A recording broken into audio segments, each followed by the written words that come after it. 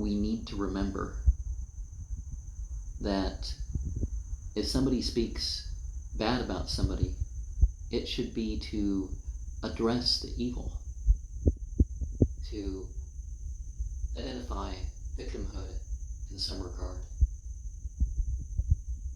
It should be truthful. It shouldn't be supposed as to what the case is, like there's this guy named Alex Jones, and it turns out that he's been given some bad information at times, but sometimes he just says something that could be possible. And some of those things are so atrocious that just because it's possible, or just because it was done in some other case, doesn't mean you can just fill in the blanks and openly accuse people. That's what happened to him. How he got sued is because he was wrong in that instance. Right in apparently others, but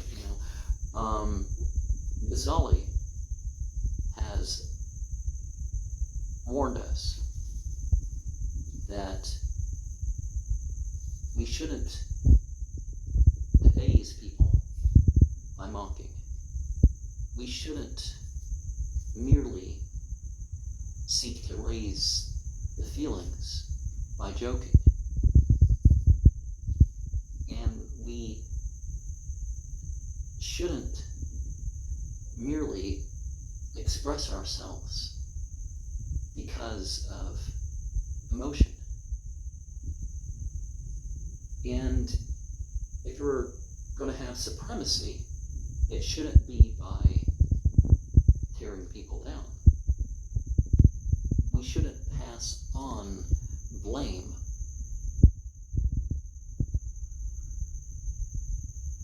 We shouldn't merely seek out company.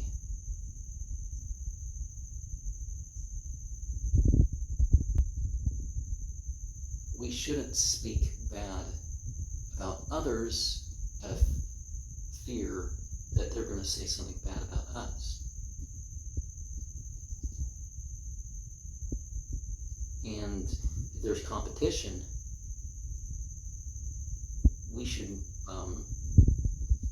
establish ourselves as better, not by,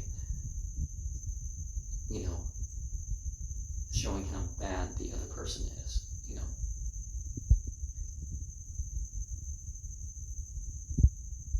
And we shouldn't moralize our ill feelings. We should be careful about how we are amazed what we're going to do in that circumstance. And saying that something is wrong should be separated from the emotional and sensual connection.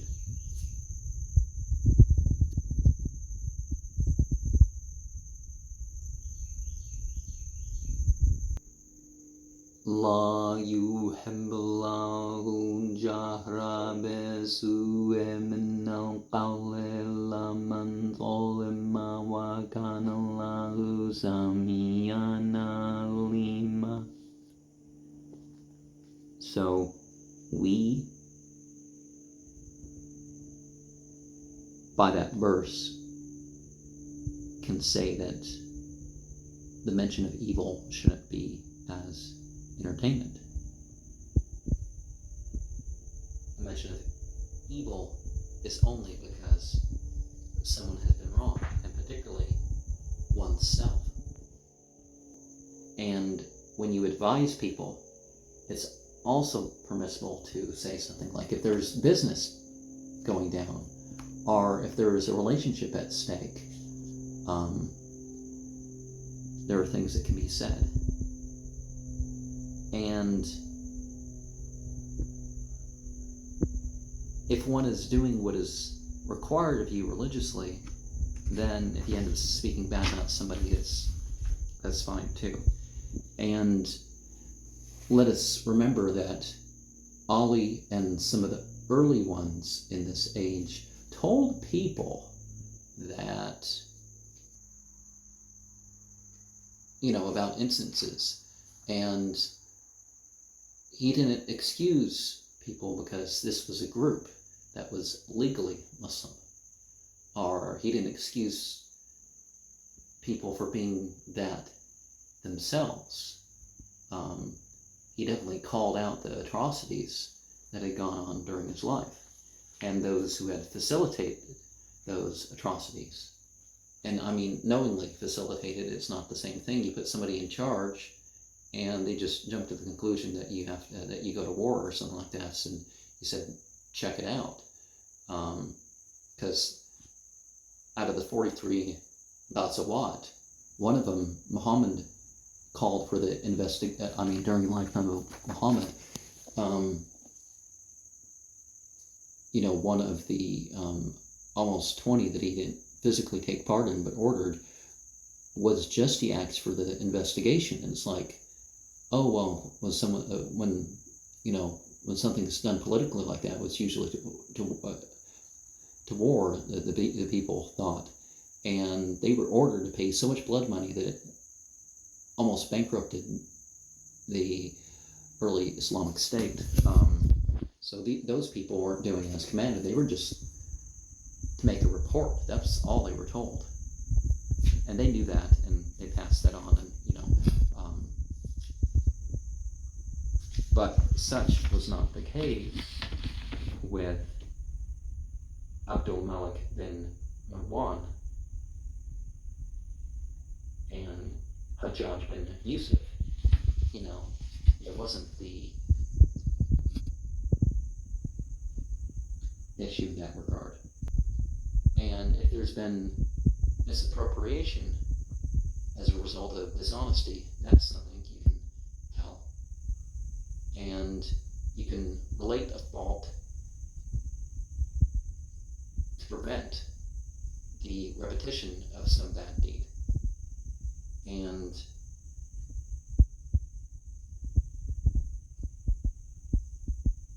to, describe,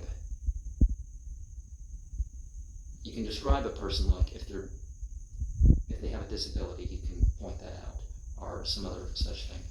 Like,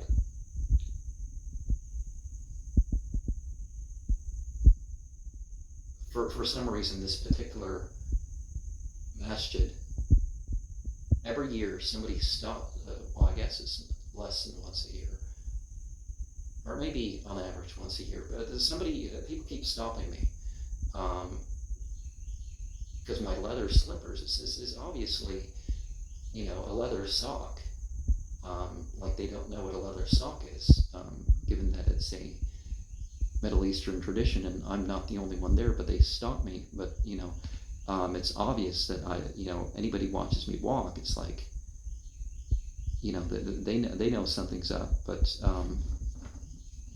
because I've got braces in there. But anyways, you can describe somebody as disabled. But one of the things that people do nowadays is, like, if you don't go along with their sort of thing, you don't call people retarded if they're not retarded. If they're just not a mechanic, or they don't know the information that you've been raised with knowing, you know what I mean? Like, a lot of people accepted Islam later, and so they don't know some of the things, and they definitely, and some people don't follow one of these schools of thought, so therefore, the interpretation of the scholars isn't of importance to them. Definitely regard stuff. You got the way of the believers. The way of the believers is not the same thing as whatever the group of sheikhs that you say follow is. And if there's a doctor of some sort, there can be the aid to the doctor by describing what's going on there. And if somebody claims wrong lineage, like, for example, genetic tests have shown that 90 to 95% of Jews have no significant, are not distinguished by Semitic ancestry in the past 3,000 years. I mean, any Semitic ancestry, because people have ancestry that they can't see the features, because once you get past the 64th, you can kind of miss things, but it's okay to point that out if you're not dealing with an Arab looking, and by Arab I mean heredity, not the royal family in Saudi Arabia. They can end up looking like they're Slavic or Greek or something. They might not look Arab.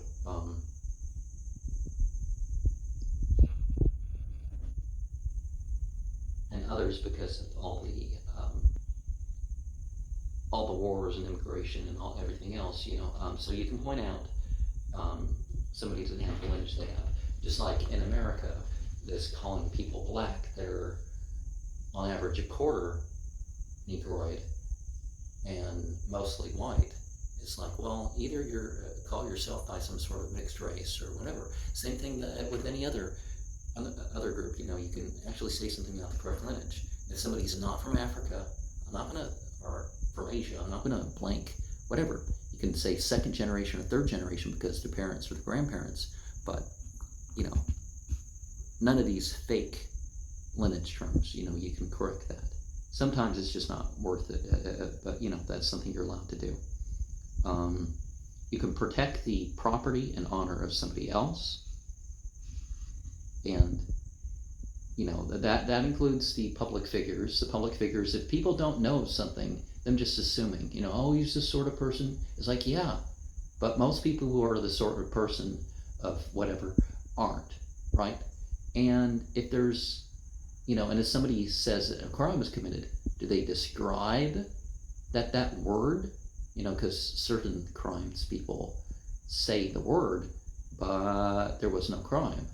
Even the police come, it's like, yeah, well, your definition isn't connected with reality, because you described something else, right? I commented about somebody who's very upset about that sort of thing, that the police supposedly in 2009 refused to consider what they call the crime, because it's like, you described a non-crime and used the word for a serious crime, so both people were wrong, but anyways, and if a fault's known to multiple people, then discussing the issue isn't backbiting, because you're not spreading things. And of course, it's best to spread the good memory of people rather than the bad one. And sometimes it's best, sometimes people forget things, so. And if somebody is shameless, guiltless, and they go about, it doesn't even matter to them what people think of them, and then that becomes, an evil that you can address.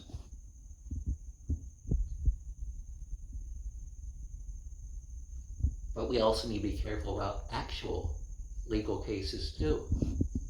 We don't know the person's guilty. We don't know the person's guilty. And people, some of the stuff they put on the news is like, why was this guy never charged? It's because he said more than that one sentence.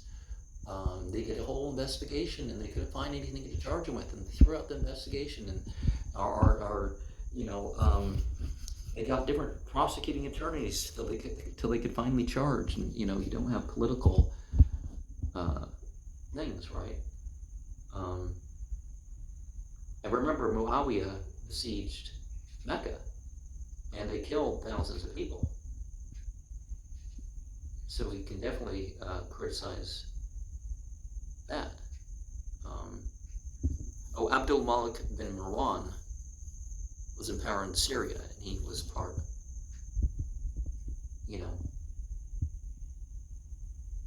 of the killing of Mukhtar bin Abu Ubaidah. Mus'ab is proceeding towards Iraq, and Mus'ab's force was encountered near Dar Jasleep, near Kufa. And then he went to conquer Kufa and made everybody swear allegiance. And then Hajjaj bin Yusuf was sent to Mecca to fight Abdullah bin Zubair. And then, the thousands of people but they hung the body up and all that sort of stuff. Now, in Islam, we don't dismember the bodies when we, someone's dead. Now, in a battle, because that's the context that you see in Surah 47:4 and 8:12, is that in a battle, then, okay, some injuries may occur, some limbs may pop off, but that's not the actual punishment of the crime. You find, in regards to cutting the hands, well, the Quran talks about that in 2 verses, and isn't it stronger a form in the people who didn't cut off their hands, obviously?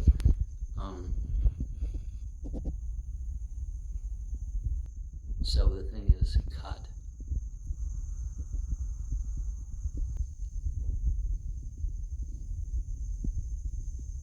After Abul Hakam bin Akhnas was killed, Mughira bin Akhnas, his brother, took the side of Uthman. But after Uthman, he was against Ali, and Ali pointed out that he was accursed and that his father retained some aspects of disbelief.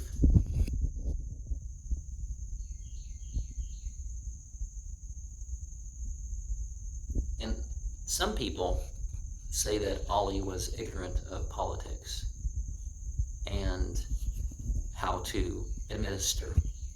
But what happened was, it wasn't that he was weak, it was that his support was weak, and that he held back with issues. He didn't just follow the assumptions that this group of people must have done this, so let's just straight up go after this group of people. And it's like, well, even if you knew the group of people it was from, you can't always go after the whole thing.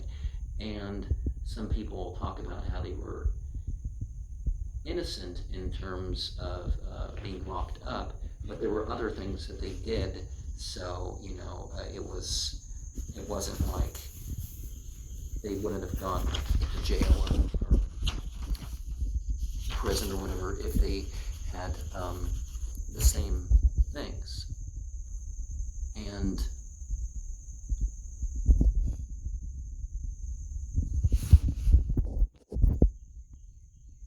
so in some cases, the association allows you to go after, the aiding and abetting and all that stuff. But if you don't know of that, you just know, okay, some people didn't like him to be ruler because he was appointed by a group of 6.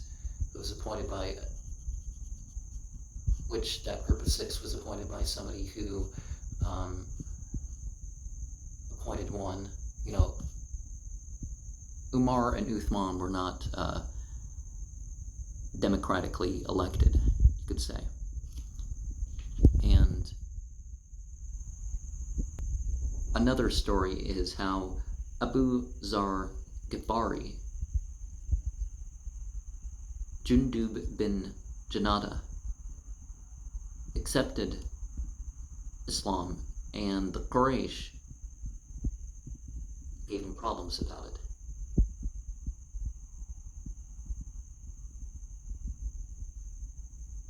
And he was also compared to Jesus Christ. Ali was, and so he was too. But in this case, it was, the degree of piety of him. That Prophet Muhammad said that. And wasn't Jundub an example of how, was he the companion? Oh, I don't want to throw it out there, because I'm not sure what the name of the person in the other story is.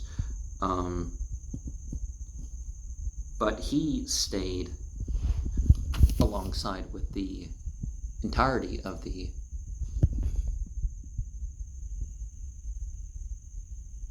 Khulafa Rashidun.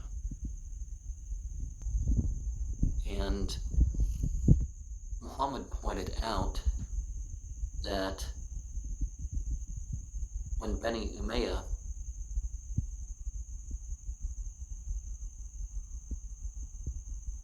reached 30 in number, they would think that the Islamic State was their right. And of course they started working towards that during the time of Uthman in particular, and they rallied people to their side. And Muhammad said that Abu Zar was as truthful as a god. And he was somebody who spoke against mere capitalism. You could also say he spoke against mere communism, because it's the system of Islam. It's not about making money just to make money. It's not about grouping together just to group together. So it's not communist or fascist. Certainly you form tight rows in the prayer and tight adherence when it comes to whatever method of going to war, but it's not what people say. And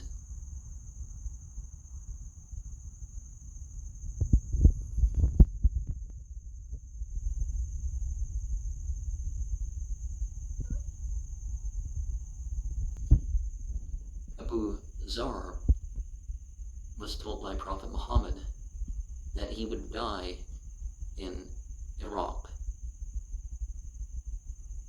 and some would arrange for his burial.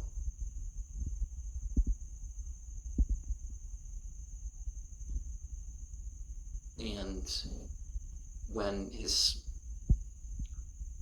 was to die, his daughter was to put the sheet around him and ask those who passed by to help for the burial. And Dhul Hijjah, year 32, was when this happened. So the 12th month. What, that would have been 652? No, or is that the 53 or something like that? I'm not sure entirely how that breaks down at the moment.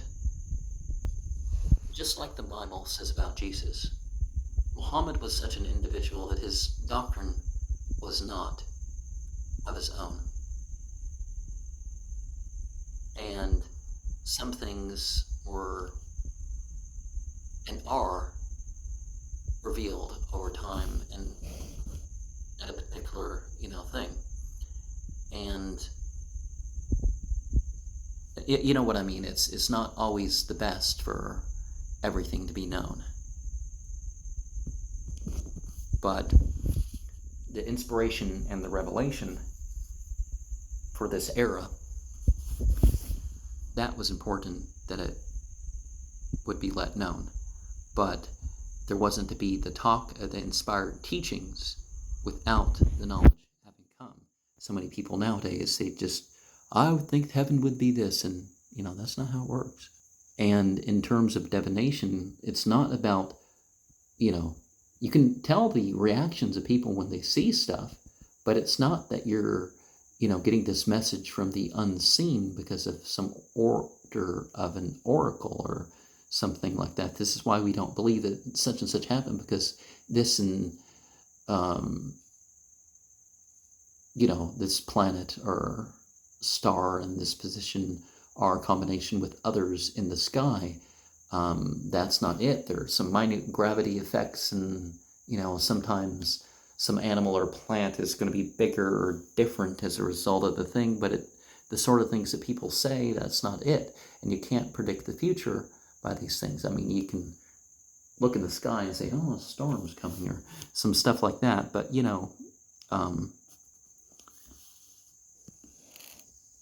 and as much as the prophets made predictions about the future, the whole thing was it wasn't about that. It was about guiding the people. So let us look in those terms before that. And let us realize the difference between conquering, like what happened with the Tartars and Mongols and all that.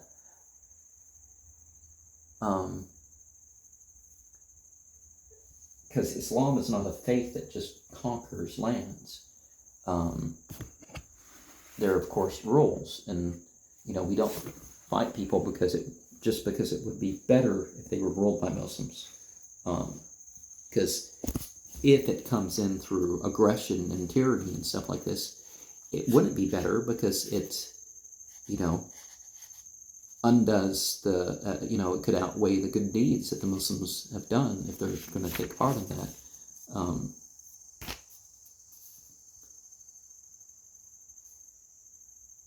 Now, Genghis Khan,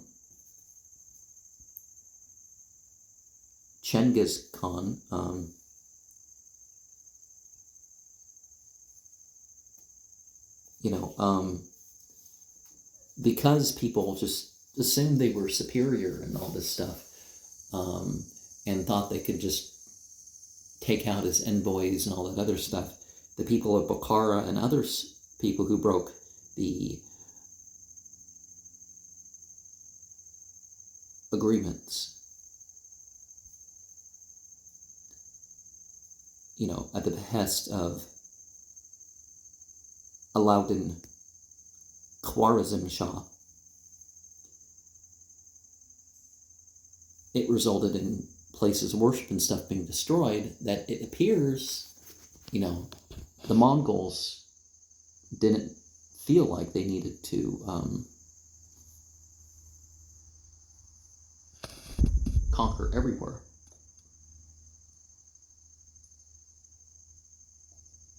And this was under 606 Al-Hijra when all this was going on. And the Turks were also causing issues, and eventually the Turks became Muslim, and eventually the Mongols became usually Muslim. And part of the problems that led to there being such a strong reaction started in Basra on the 17th of Shawwal in 527 Al-Hijra. And the Battle of Siffin, which was from the 12th to the 21st of the 7th month of the 36th year Al-Hijra,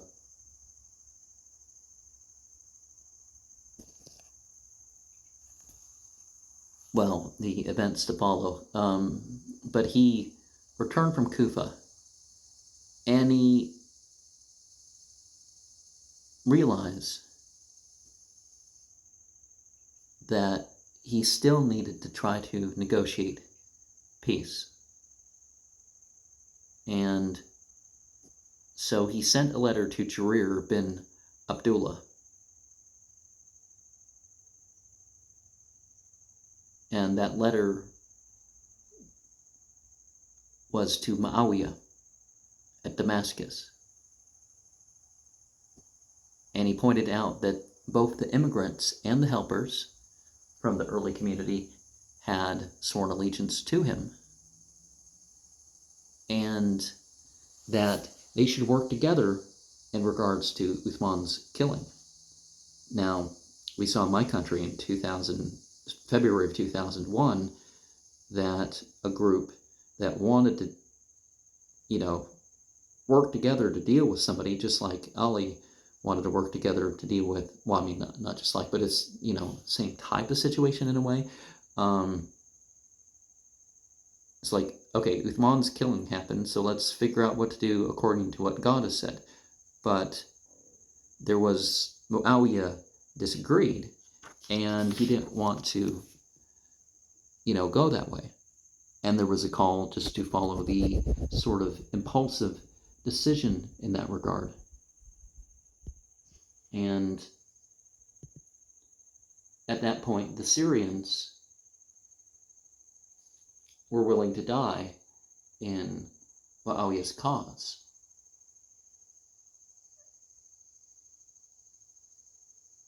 And so Ali knew that there had to be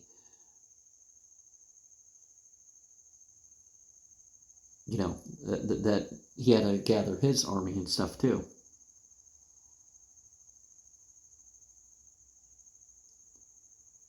So a couple days later, it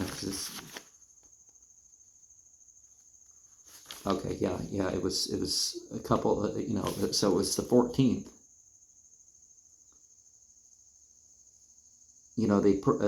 They prayed the early afternoon prayers. And then it was apparent that there was some clashes and stuff to take part. And, there was a bridge across the Euphrates, and they took that apart, to slow things down. And Malik bin Ashtar led one contingent, and Habib bin Muslima led the group against him. And then after that, in the following day, Hisham bin Utbah was on Ali's side, and Abu Awar was of the side against him. And then on the third day, the Friday, Amr bin Yasser and Ziyad bin Nazir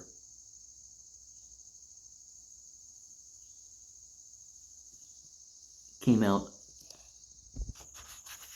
and fought the opposite side, and Malik Ashtar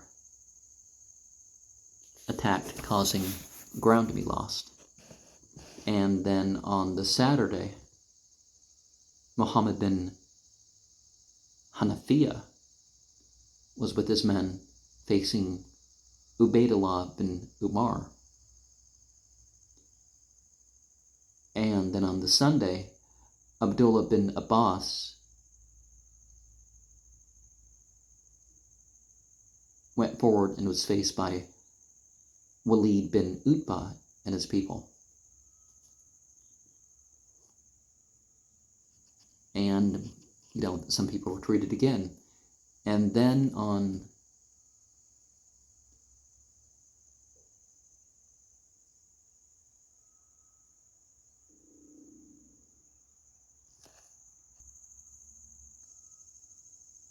I don't know what I said, but anyways, the fighting, I don't know what I accidentally I left off by pausing. But anyways, there was continual victory and all that sort of stuff. And the 8th day, which is another Wednesday, Ali led the charge himself, and Muawiyah was definitely on the field. And obviously, one of the things that they pointed out as arbitration from the Quran is that the Quran teaches that we are given permission to fight, because we've been oppressed, because war has been made against us. And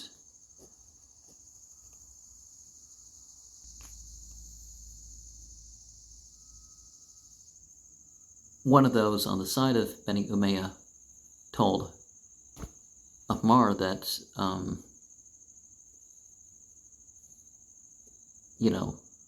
he may die if he doesn't slay,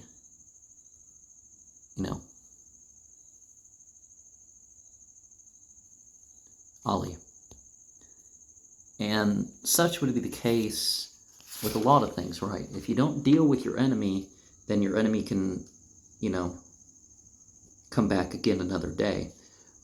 But the thing is that sometimes those who are your enemies shouldn't be of that. Now, 45,000 Syrians were killed when it came to an end, and 25,000 Iraqis died on the Islamic side of the war.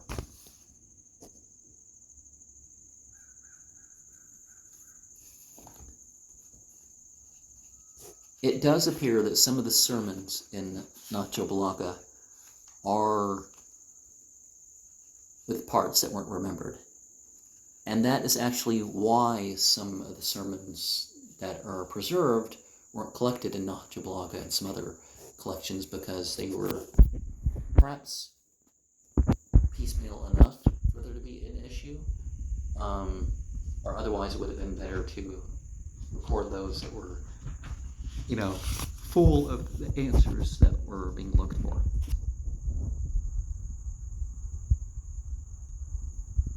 And we shouldn't want to be the sort of individual that would be ashamed because of how they survived. Because it's not about how long you live, it's how you live, the choices you make. You should be willing to give over your life for God's cause. Not just in His name, but in His cause. Whether that means living a good life or risking your life when the time comes to risk your life. And in general, the advice wasn't towards what we would call suicide missions. And we need to be careful of those with verses of Scripture that they say. But they don't show the signs of, they're not acting out those verses of Scripture.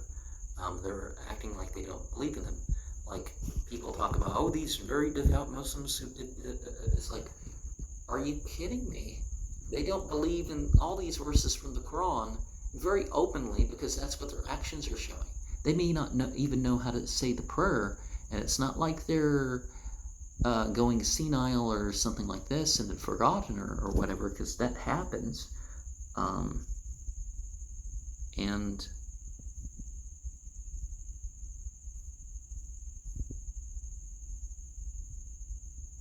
yeah. And we need to be careful of our, there are some sounds or other expressions that people may make because they're displeased. We got to be careful about holding some of those in at times. And we got to give good reasons for people to remember us well after we die. And we got to remember that when we give charity or do something good, that it's not about the obligations for other people. That's, of course, one of the lead reasons why marriage don't work for some people. I mean, you definitely should try to get married, whether you're a good or a bad person. But that they don't work because people are like, well, it's an exchange. Rather than doing what's right in the circumstances and doing what's right for the other or whatever, they make it about an exchange and competition, all that other stuff. It's like, I've done enough because they've, or I have to do more because they've done more. It's like,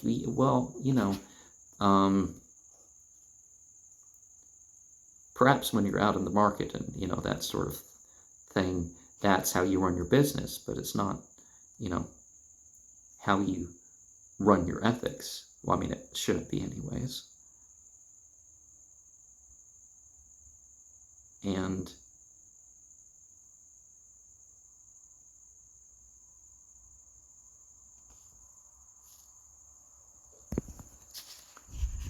it's important that the state guards from different angles.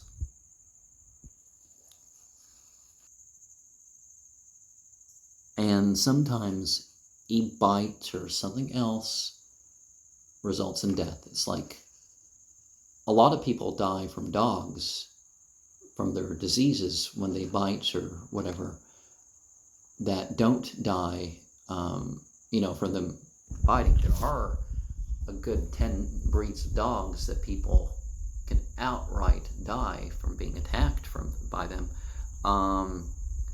But usually, when people die from humans or other animals, it's because of infection. And, there's the tale of the incidents that Hajjaj was praying, and Qanfasa, whose incident wasn't related in Nahjul Balaghah,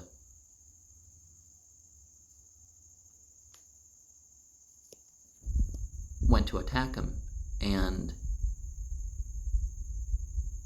bit his hand when Hajjaj deflected the attack. And so that is where the comparison of the filth of the animal came about. The filth that the animal has not or cannot clean itself of. Let us remember to stay together and to be strong rather than, just disperse. Now, if somebody fulfills the requirements in the religion, actually fulfills the requirements of the religion, then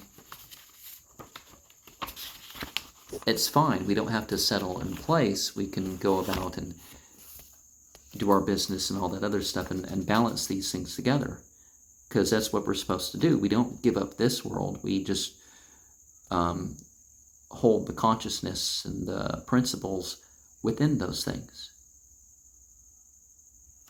And when we speak, when temptation and other things come, it's not that we are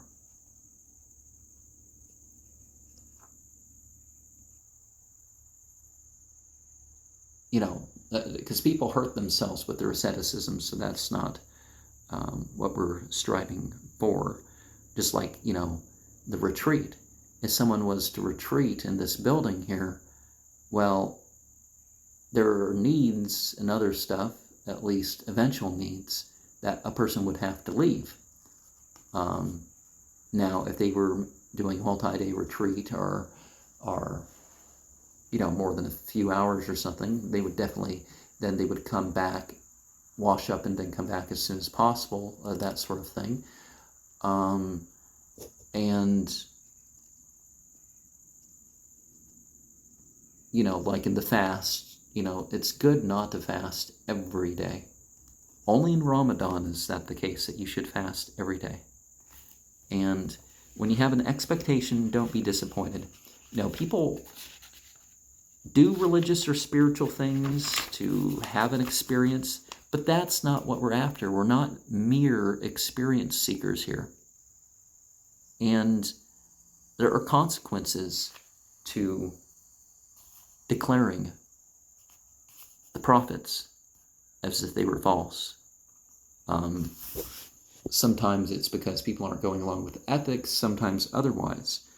And yeah, the order was already set in place, knowing that people would make certain decisions. So it's not quite the same thing as God up there or around or whatever. We don't limit God by space, but the first thing we think of is God beyond, and then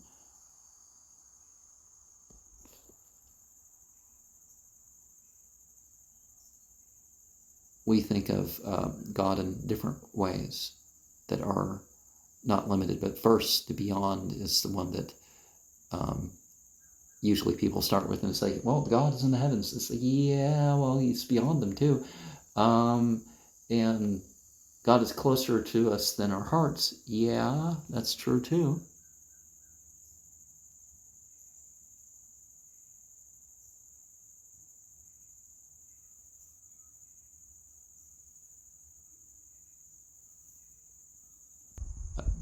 there's a distinction when it comes to their righteous predecessors, is that we're following how they were righteous in ways that would work for us. The idea is that they're totally innocent, that they withheld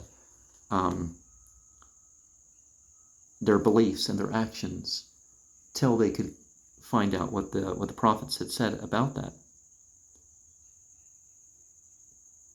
And let us not blame the general cause for some things that happened, like the people who were sorry and should have acted, or the people who acted in ways that they didn't, that were sorry also, then therefore blaming everything on that. No, that's not the right approach. It's also because Sunnis didn't exist at this time. Ahl Sunnah wal Jamaat is actually technically what Shia consider their cause to be.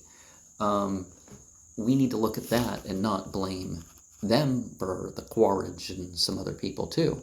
Now, those who took the side of Muawiyah, unlike Ibn Majah did not take the side of Muawiyah. He knew what Islam had to say about that, and that's why some people killed him.